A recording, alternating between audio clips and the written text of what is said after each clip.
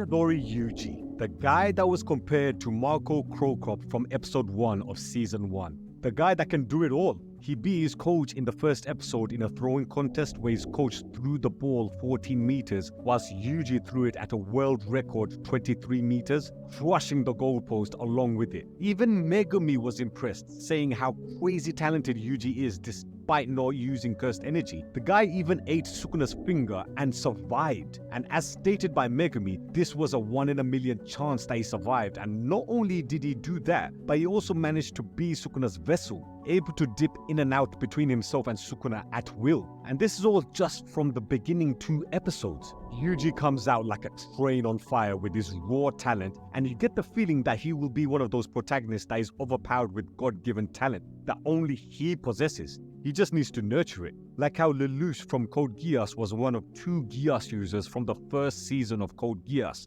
with the second user being defeated by Lelouch himself. It's not that Lelouch is super strong like Yuji, it's more of that one attribute which was his Geass power, which made him overpowered compared to every other character in the series who weren't blessed to have that power, as well as his genius brain, but I digress. That's what I mean when I say when a character is super overpowered compared to the rest of the characters in the same series. While Gojo himself using Infinity and the 6 Eyes, these powers in itself he was blessed to be born with and is uniquely involved with the Gojo family. This is the vibe I was getting from Yuji from the beginning of Jujutsu Kaisen, and to be fair, most of season 1. Yes, Yuji did have his moments where he did lose his confidence, such as in episode 4 against the Cursed Room, and he had to get Sukuna to save him, but he still had that overpowered prodigy feel about his character, such as when he equaled Nanami's record of consecutive Black Flash attacks. It felt like the story itself is hyping up Yuji in a way where he has all this hidden talent just waiting to be unleashed, to the point where you can potentially see him be as strong as Gojo. That's where it felt like the story wanted to take Yuji. And if it did, you can make the argument that maybe Yuji is a little bit overrated as a main character because he is so overpowered and strong so early on. He managed to control Sukuna, who was the strongest in the golden age of sorcery, is a physical powerhouse like Maki and Toji, and equaled the record of Black Flash attacks set by an established grade 1 sorcerer. And he was being taught firsthand by Gojo, the strongest sorcerer in the world. Within the fight themselves, such as when he introduced Yuji to domain expansions in episode 7 when Gojo fought against Jogo. He had the elements of the overpowered Chosen One earlier on in the series, which for me personally, I'm not the greatest fan of. The Chosen One protagonist can work if the author has left little clues and details throughout his story for us fans to eventually puzzle together why the main protagonist is the way that he is. One Piece did this perfectly with Luffy with Sun God Nika and previous foreshadowings from the Sky Island arc literally 500 chapters earlier. Even the silhouette drawings Oda did was a foreshadowing for Sun God Nika. It's satisfying for us fans to go back and search for clues to find these hidden secrets an author like Oda leaves within the story. But that is the exception. The main reason why your tribal chief isn't the biggest fan of the overpowered Chosen One protagonist is that I'm kind of old school.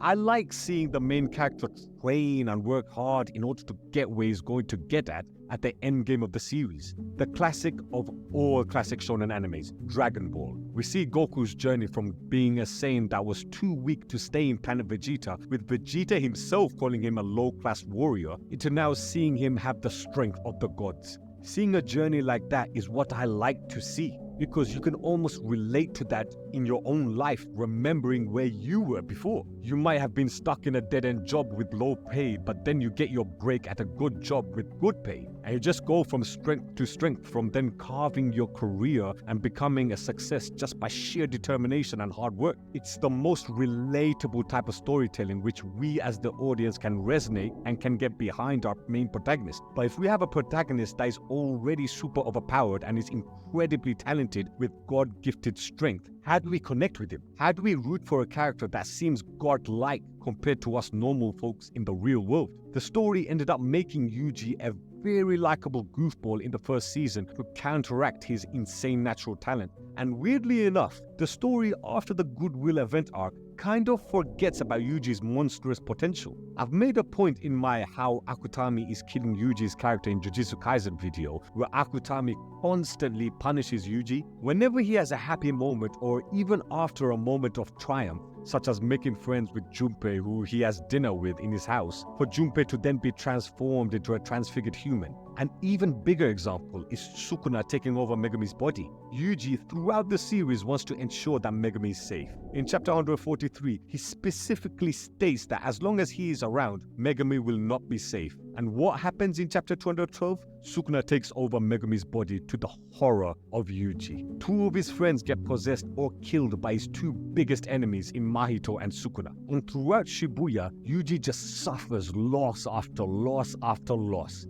He even has a mental breakdown thanks to Sukuna. So from Shibuya and onwards, it feels like Yuji is more underrated as a main character. The story makes you believe that Yuji is the biggest underdog in the story. In the beginning arcs, you can see the potential he has, and the fact that Gojo is personally teaching him how to use cursed energy. You would think the sky's the limit for Yuji and he will start dominating the cursed spirits and can even potentially go 1v1 against a grade 1 or a special grade curse. He may not beat them, but he can definitely give them a serious fight. But that's not what happens. Yuji lost his fight against Chozo. Granted, he did give him a good fight, but he still ended up losing his first major 1v1 fight. Sukuna got the best of him as well. Sukuna has been trying to destroy Yuji mentally because he can't do anything to Yuji physically because Yuji is in control of his body, so Sukuna tries to screw over Yuji anytime he can. And I can use countless times throughout the story where Sukuna is just laughing at Yuji whenever he fails at something. He even called him pathetic and weak when Yuji lost against Chozo. It's like the story is trying to make you forget that Yuji started off as a god-gifted chosen one at the beginning of the story when he alone can be Sukuna's vessel.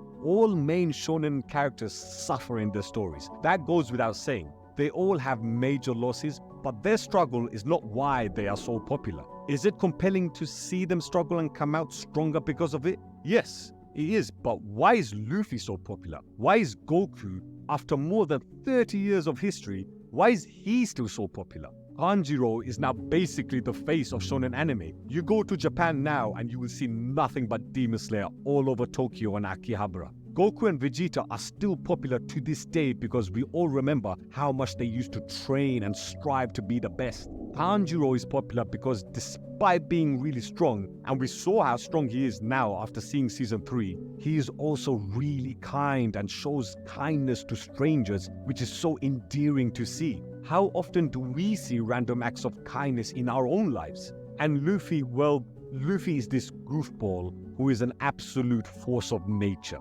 Luffy is popular from the first episode. His spirit, his energy, and it helps his popularity with the fact that he's so funny as well. He's not a boring character, which is why we follow for over 20 years of his story. These guys and many other shonen protagonists are not necessarily popular because of their big hype moments. It's the characters themselves and how they are within and how they resonate and mean to us, the audience, is the reason why they are still so popular to this very day. How many guys go to the gym solely because of Goku and Vegeta? You see many brothers in the gym wearing the famous training to go Super Saiyan vests whilst they're working out. Goku and Vegeta were constantly training and striving to be the strongest. That's why we still look up to these characters and connect with them to this very day. Now, with Yuji, he's not at that level yet. Hence why I still feel he is underrated as a character. But you know how I mentioned that one trait that all these big shonen characters have that resonate and connects with us, the audience? Well, for Yuji, it's simple, and that is the struggle of life. Yuji always loses in his story. He always gets laughed at by his enemies. He suffers a mental breakdown right in the middle of battle between the jujutsu sorcerers and the special grade curses. He loses almost all of his friends in Megumi, Nobara, and Junpei. He loses his mentor figure in Nanami thanks to his greatest enemy Mahito. He even loses a court case in the Culling Games arc. He does eventually win that fight against Higuruma, but he initially did lose. As I said before, the story started off showing how much potential Yuji has and then beats him out of that potential by having him constantly face loss after loss. That is the definition of struggle, guys. After college and university, we get our degrees and we have the most potential in the world to do so much, whether it's progressing through the workforce and getting our dream job, or even starting a business with all the skills we have learned already and with the potential to learn more. But life is not that simple. You can have all the potential in the world. You can be the most talented person ever.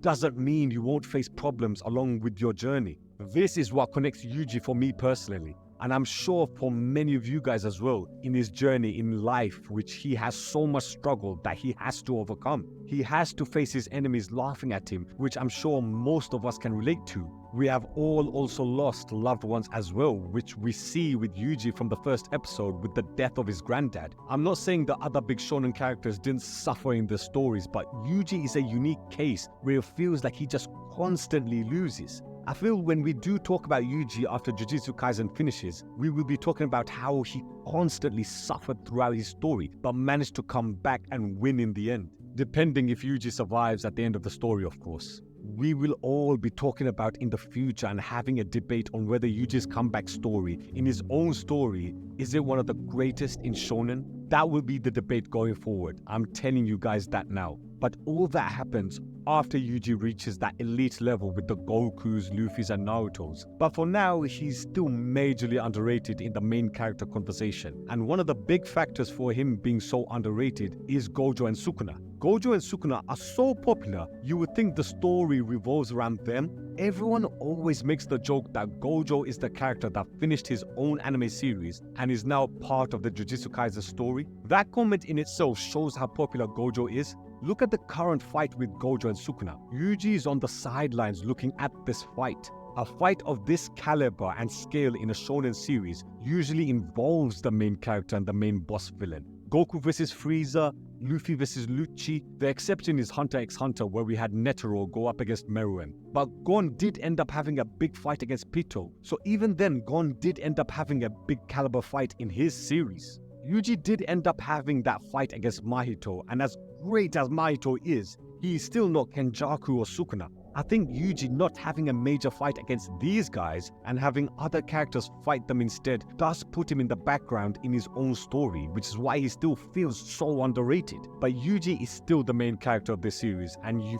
feel it's only a matter of time before he does go up against Sukuna and Kenjaku. And when he does, that's where the gratification of following him on his journey will be so satisfying, because we have seen him suffer for so long. When he does go up against these characters, and especially Sukuna, we will be rooting for him even more than maybe most other shonen protagonists. Us fans sometimes do want to see the main character lose sometimes. Even Luffy back in Whole Cake Island when Luffy was up against Katakuri. People wanted Luffy to lose, and even still to this day, fans are debating whether Luffy truly beat Katakuri. Fairy Tail is prime example. In the Grand Magic Games, where all the factions were competing against one another on which guild is the strongest, everyone reading at that time wanted Team Fairy Tail to lose, and in that team we had all the main characters with Natsu, Lucy and Gajeel. The fight between Natsu and Gajeel versus Sting and Rogue from the Sabretooth Guild, the whole fandom wanted Fairy Tail to lose because they always win, and we need to see how they react when they do lose. But, of course, Fairy Tail power through and win the Grand Magic Games, with Natsu even beating Sting and Rogue by himself. So us fans sometimes do want to see the main characters lose to enhance the stakes within the story, and seeing Yuji lose almost all the time is giving us fans that craving for Yuji to finally have that major win against Sukuna or Kenjaku. It will mean more if it's against Sukuna, because the amount of times Sukuna goes out of his way to screw Yuji over is a major factor on wanting to see Yuji triumph over Sukuna. And that will be the moment where us fans will look back at the story and see how much Yuji suffered. But he finally got his win against Sukuna. We will see the journey and it will mean to us more. So for now, I would say Yuji is an underrated main character. But I feel later down the line, we will see a massive increase in his popularity, where his journey connects with us emotionally. That will be the moment where the character of Yuji will be on the level of the other big shonen protagonists. But I want to hear from you guys now. Do you believe Yuji is an underrated main character? If so, why do you think that is? If you think he is an overrated character, let me know in the comments down below. Let's have a friendly debate, but the most important thing of all, don't forget to subscribe to the Shaman Tribe.